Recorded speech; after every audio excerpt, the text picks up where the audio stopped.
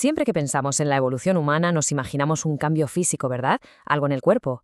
Pero, ¿y si el próximo gran salto no tuviera nada que ver con los pies, sino con la mente? Hoy vamos a explorar una idea fascinante, el Homo Novus de Antonio Molina, un concepto que podría, literalmente, cambiar lo que significa ser humano. Y esta es la pregunta clave, la que lo pone todo en marcha. ¿Qué pasaría si la siguiente gran transformación de nuestra especie fuera un cambio radical en cómo percibimos la realidad? Para intentar entender hacia dónde vamos, primero tenemos que hacer un viaje al pasado, a ver de dónde venimos y cómo un gesto, uno muy simple, nos cambió para siempre.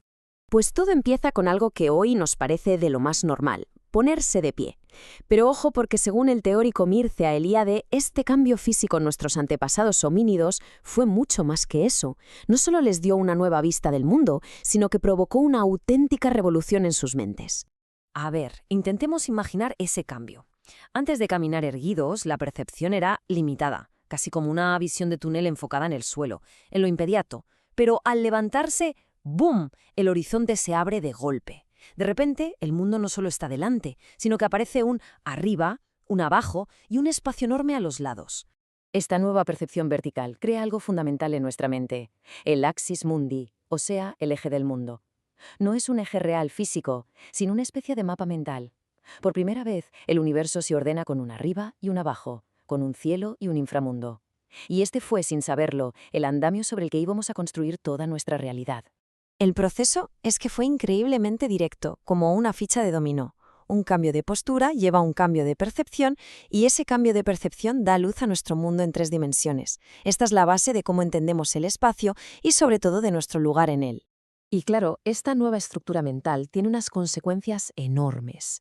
Fijaos, si no, en cómo esta idea de un eje vertical es la semilla de casi todas las mitologías y religiones del planeta. Montañas sagradas que conectan con los dioses, árboles cósmicos, escaleras al cielo, todo, absolutamente todo, nace de esa percepción original de un arriba y un abajo. Pero claro, esto de organizar el mundo con un arriba y un abajo no fue solo un cambio en la vista, tuvo una consecuencia psicológica brutal. Sin darnos ni cuenta, habíamos creado un universo partido por la mitad. Había nacido un mundo de dualidad. A partir de ese momento, todo, absolutamente todo, empezó a definirse por su contrario. Arriba contra abajo, el cielo contra el infierno, el bien contra el mal. Y no eran solo conceptos diferentes, que va, eran polos opuestos, en teoría irreconciliables, que generaron una tensión constante en la psique humana. Hay un símbolo que lo representa a la perfección, que es la mandorla. Son 2 círculos que se cruzan, pero que nunca llegan a fusionarse del todo. Simboliza esa lucha eterna, esa interacción constante entre los opuestos, que define nuestra forma de ver el mundo. Y aquí está la clave, la consecuencia que vivimos todos los días. Si el mundo está dividido en opuestos, nos vemos obligados a elegir bando, o bueno o malo, o nosotros o ellos, o conmigo o contra mí. Esa mentalidad de bandos es una herencia directa de aquella primera revolución vertical. Claro, vivir en esta tensión constante genera un anhelo muy profundo. Y aquí es donde la historia da un giro interesante. Según esta teoría, de esa fractura nace un impulso humano fundamental, el deseo de resolver esa dualidad y de volver a un estado de unidad perdida. Ojo que esta idea no es para nada nueva.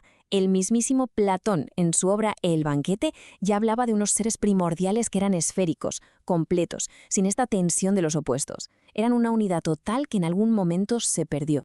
¿Y cómo se manifiesta esto en la gente? Pues como una sensación que a lo mejor es familiar para muchos, una especie de nostalgia, de anhelo por volver a un lugar de plenitud, de unidad. Es como el motor que nos empuja a buscar la integración. Por lo tanto, nuestro próximo gran salto evolutivo tendría un objetivo muy claro: superar la tensión de la mandorla, de esos 2 círculos en conflicto, para fusionarlos en una única esfera. O sea, pasar de la división a la totalidad, alcanzar esa unidad que Platón ya imaginó en nuestros orígenes.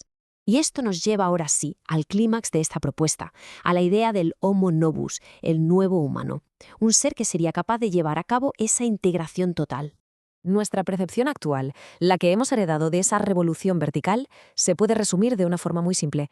Por un lado estoy yo, y por otro, separado de mí, está el mundo. Esa es la dualidad fundamental. Pues bien, el próximo salto evolutivo consiste en algo tan sencillo y a la vez tan radical como demoler esa barrera. Es pasar de una conciencia que dice yo y el mundo a una que comprende yo soy el mundo. Un cambio tan bestia que lo redefine todo. Vale, pero esto en la práctica, ¿qué significa? Pues significa entender que el otro, ya sea otra persona, un animal o un árbol, no es algo separado de nosotros, que todos somos manifestaciones distintas de una misma esencia, como si fuéramos fractales de un mismo patrón infinito. Y si esto es así, el bienestar del otro se vuelve inseparablemente nuestro propio bienestar. Y lo más potente de todo esto es que no estamos hablando de un futuro lejano de ciencia ficción. La idea es que estamos justo en el epicentro de esa transición. Somos como esos primeros anfibios que se atrevieron a salir del agua, explorando un medio totalmente nuevo, una forma de existir diferente, mucho más amplia. Y con esta última idea cerramos. No somos solo espectadores de este posible cambio, sino sus protagonistas. La reflexión final que nos deja el autor es que cada persona lleva dentro la semilla de esta nueva humanidad, de este Homo novus. La gran pregunta que queda en el aire es, ¿cómo vamos a hacerla germinar?